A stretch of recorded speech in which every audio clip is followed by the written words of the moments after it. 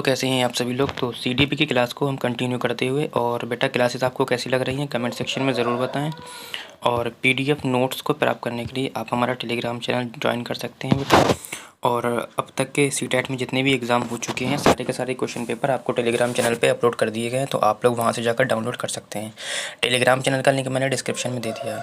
फिलहाल हम question number 21 से शुरू करते हैं। कहता है कि अधिगम प्रक्रिया के बारे में निम्नलिखित में से कौन सा कथन गलत है। अधिगम एक निरंतर प्रक्रिया है। अधिगम प्रक्रिया में त्रुटियों और गलतियां अप्रासंगिक हैं। अधिगम व्यक्तिगत एवं पर्यावरण कारकों पर आधारित होता है। यह अधिगम चक्रीय रूप से होता है, अनुरेखीय रूप से नहीं होता है। ठीक है बेटा। देखो बेटा, अधिगम एक निरंतर प्रक्रिया जो जीवन पर्यंत चलती है, ये ऑप्शन आपका ठीक है। अधिगम प्रक्रिया में त्रुटियां और गलतियां अप्रासंगिक हैं। ये मैंने आपको बताया था कि जो बच्चों की गलतियां होती हैं वो अधिगम का क्या होती हैं बेटा, हिस्सा होती हैं। अच्छा, अधिगम एक ऐसी प्रक्रिया है जिसमें गलतियां होना तो बेटा स्वाभाविक ही है। त्रुटियां एवं गलतियां ही हमें शिक्षा और सुधार का अवसर प्रदान करती हैं। यानी कि ऑप्शन नंबर हमारा क्या हो जाएगा, दूसरा वाला गलत सही हो जाएगा। ठीक है, क्योंकि हमसे गलत ऑप्शन पूछा इसलिए ऑप्शन नंबर क्या हो जाएगा, बी हो जाएगा। ठीक है। क्वेश्चन नंबर 22 कहता है कि बच्चे को बारंबार ये बोलने से कि वे अधिगम के लिए योग्य नहीं है किस संभावना को बढ़ावा देता है। यानी कि आप एक शिक्षक होने के नाते बार बार बच्चे से बोल रहे हैं तू कि इसके लिए योग्य नहीं है, तू इसके लिए योग्य नहीं है, तू इसके लिए योग्य नहीं है, तो इससे क्या बढ़ावा मिल सकता है। बच्चे अधिगम के प्रति अनुत्प्रेरित निष्प्रेरित हो जाएंगे, अधिगम की गति में तेज़ी आ जाएगी, बच्चा अधिगम के प्रति अभिप्रेरित हो जाएगा, या बच्चों के अधिगम पर कोई प्रभाव नहीं पड़ेगा। देखो बेटा, क्वेश्चन नंबर 22 का आपको आंसर देना है। नीचे से अगर ऑप्शन को देखें, कहता है कि यदि आप बच्चे से बार बार डिमोटिवेट करेंगे तो इससे ये नहीं हो सकता, तू गधा है तो इससे ये नहीं हो सकता। ठीक है, तो बच्चों के अधिगम पर कोई प्रभाव नहीं पड़ेगा, ये तो गलत है ना। बिल्कुल प्रभाव पड़ेगा बेटा, बच्चा डिमोटिवेट हो जाएगा। बच्चा अधिगम के प्रति अभिप्रेरित, भैया डिमोटिवेट करने से अभिप्रेरित कहाँ से हो जाएगा, नहीं अधिगम में गति आ जाएगी। कहाँ से आ जाएगी बच्चा, क्या होगा कि बच्चे अधिगम के प्रति अनुत्प्रेरित और निष्प्रेरित हो जाएंगे। ऑप्शन नंबर ए हो जाएगा आपका। क्वेश्चन नंबर 23 कहता है कि समस्या समाधान कौशल को किस प्रकार बढ़ाया जा सकता है। ठीक है, समस्या के समाधान को कौशल को किस प्रकार बढ़ाया जाता है। कहता है सामग्रियों के परंपरागत प्रयोग पर ध्यान देकर, समस्याओं के मानक प्रारूप में प्रस्तुत करके, या समाधानों के वैकल्पिक तरीकों से मानकर, या यंत्रपत। देखो ये तो वैसे ही गलत हो जाएगा, मैंने आपको बताया था कि रट्टा मारना, यंत्रपत याद करना मशीन की तरह, ये सब गलत होता है। सीटेट में निगेटिव ऑप्शन होता है। देखो, समाधानों के वैकल्पिक तरीकों को मानकर ही समस्या समाधान कौशल को बढ़ाया जा सकता है। ठीक है, यानी ऑप्शन नंबर आपका सी वाला हो जाएगा, बढ़ाया जा सकता है। क्यों बेटा, किसी समस्या का कोई एक विकल्प अपितु अधिक विकल्प हो सकते हैं। यानी कि किसी भी समस्या का एक विकल्प थोड़ी ना होता है, एक से अधिक विकल्प हो सकते हैं। ये मानकर ही समस्या का समाधान करने की आवश्यकता होती है। अगर हम ये नहीं मानेंगे तो कोई भी समस्या हमारी कभी हल ही नहीं हो पाएगी, है ना।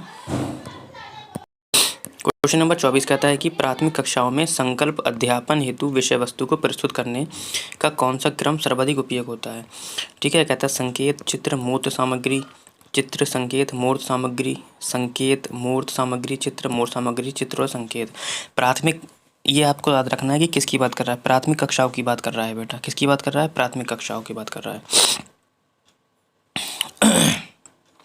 तो प्राथमिक बच्चा है, यानी कि 1 से 5 क्लास तक का बच्चा है, तो उसको आप संकेत थोड़ी दे दोगे, स्टार्टिंग में आप मूर्त चीज़ें दे दोगे। हाँ, चित्र हो सकता है, संकेत नहीं हो सकता है। लेकिन आप चित्र से ज़्यादा अगर आप पहले मूर्त देंगे, उसके बाद मूर्त सामग्री, उसके बाद आपको चित्र दिखाएंगे, उसके बाद आप संकेत। मूर्त का मतलब होता है उसके सामने प्रस्तुत कर देना। चित्र का मतलब होता है किसी चीज़ में छपा हुआ है, जैसे बुक में, डिक्शनरी वगैरह में छपा हुआ है, वो चित्र दिखा दिए चार्ट पेपर, उसके बाद आप संकेत देंगे। तो ऑप्शन नंबर डी ज़्यादा बेस्ट है आपका। ठीक है। क्वेश्चन नंबर 25, बच्चों के अधिगम पर कक्षा के वातावरण का काफ़ी प्रभाव पड़ता है। प्रवीणता अभिमुखी अधिगम, वे अधिगम जो समझने पर जोर दे। संस्कृति को बढ़ावा देने के लिए कक्षा का वातावरण किस तरह का होना चाहिए। प्रदर्शन अभिमुखी होना चाहिए, स्पर्धात्मक एवं व्यक्तिपरक होना चाहिए, अध्यापक प्रधान होना चाहिए, या सकारात्मक एवं सहयोगात्मक होना चाहिए बेटा। देखो, प्रदर्शन अभिमुखी नहीं होना चाहिए, केवल प्रदर्शन पर ही जोर दिया जाए। स्पर्धात्मक और व्यक्तिपरक, यानी कि स्पर्धा का मतलब वही प्रतियोगिता वगैरह। अध्यापक प्रधान होना चाहिए, ये तो वैसे नहीं होगा क्योंकि बाल केंद्रित शिक्षा चल रही है हमारी, तो ऑप्शन एक ही बचता है हमारे पास, सकारात्मक एवं सहयोगात्मक होना चाहिए। ठीक है बेटा, देखो बच्चों के अधिगम पर कक्षा का, ये जो बच्चों के अधिगम का कक्षा पर, ये जो है सकारात्मक होना चाहिए बेटा और सहयोगात्मक होना चाहिए। क्वेश्चन नंबर 26 कहता है कि अधिगम के संदर्भ में निम्न में से कौन सा कथन सही है? कहता है परीक्षा ही अधिगम का चरम लक्ष्य है। परीक्षा ही, केवल परीक्षा ही ऐसी है जो चरम लक्ष्य है, ऐसा तो नहीं है बेटा।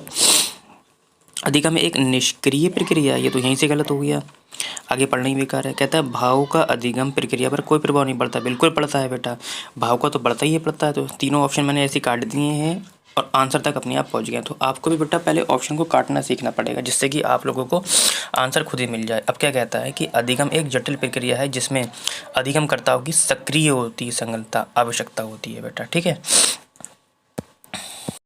क्वेश्चन नंबर 27 कहता है कि अधिगम का सामाजिक संरचनात्मक विचार प्रक्रिया में डैश की महत्व पर बल देता है। कहता है पारस्परिक क्रियाओं, पुरस्कार और दंड मैंने बताया था, अनुवांशिकता नहीं होता है, केवल अनुवांशिकता वातावरण दोनों होते हैं।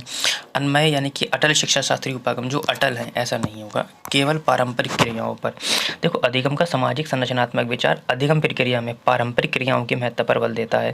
सामाजिक संरचनात्मक विचार का ये मानना है कि पारस्परिक क्रियाओं के माध्यम से ही अधिगम की प्रक्रिया को सफल बनाया जा सकता है बेटा। क्वेश्चन नंबर 28 कहता है कि निम्न में से कौन सा युग्म घटक और अभिप्रेरणा स्रोत का सही रूप में युग्म है। ठीक है बेटा, कहता है कि आत्म परितोषण बाह्य अभिप्रेरणा है, आत्म अभिपोषण जो है बेटा बाह्य अभिप्रेरणा नहीं है, आंतरिक अभिप्रेरणा है। ठीक है, इसलिए ये वाला कट जाएगा। जिज्ञासा और अभिप्रेरणा आंतरिक अभिप्रेरणा हो सकता है आपका। नगद पुरस्कार आंतरिक नहीं है, बाह्य है। ठीक है, इसलिए ये वाला भी कट जाएगा। रुचि हमारी आंतरिक होती है, बाह्य नहीं होती है, ये भी कट गया आपका। तो ऑप्शन नंबर 1 ही होता है आपका बी वाला। ठीक है, क्वेश्चन नंबर 29 कहता है कि विद्यार्थियों में संकल्पनात्मक समझ को सुसाध्य करने हेतु एक अध्यापिका को क्या करना चाहिए। संकल्पनात्मक समझ के बारे में बात कर रहा है। ठीक है बेटा, कहता है कि छात्रों को केवल यंत्रवत रूप से पढ़ना ही याद नहीं है, संकल्पनों के वार्तालाप उदाहरण और गैर उदाहरण को सम्मिलित नहीं करना चाहिए। कहता है बेटा करना चाहिए। जो प्रस्तुत किया गया है और जो पहले से ही ज्ञात है उन दोनों से संबंध स्थापित करके अवसर प्रदान करना चाहिए। कतई आगे देखना, बिल्कुल पॉजिटिव ऑप्शन है आपका। फिर भी हम नीचे वाला एक बार पढ़ लेते हैं कि अध्यापन की व्याख्या विधि मैंने आपको बताया था कि सीटेट में नहीं चलेगी। ठीक है, तो ऑप्शन नंबर सी हो जाएगा। आज के सेशन का लास्ट क्वेश्चन आपका कहता है कि निम्न में से कौन सा कारक अधिगम को प्रभावित करता है। ठीक है, तो कौन कौन से ऐसे कारक हैं जो अधिगम को बेटा प्रभावित करते हैं। कहता है अभिप्रेरणा, बिल्कुल अभिप्रेरणा जो होता है अधिगम को प्रभावित करता है बेटा। इसी तरीके से सामाजिक संदर्भ भी प्रभावित करता है, हमारे संवेग और शिक्षा शास्त्री उपागम, ये सारी की सारी चीज़ें क्या होती हैं, सभी कारक अधिगम प्रक्रिया को क्या करते हैं, महत्वपूर्ण भूमिका निभाते हैं। ऑप्शन नंबर डी हो जाएगा। और जिन बच्चों ने अभी मॉडल पेपर प्रीवियस ईयर के डाउनलोड नहीं कर रहे हैं तो सारे के सारे अपलोड कर दिए गए हैं टेलीग्राम चैनल पर, वहाँ से जाकर डाउनलोड कर सकते हैं।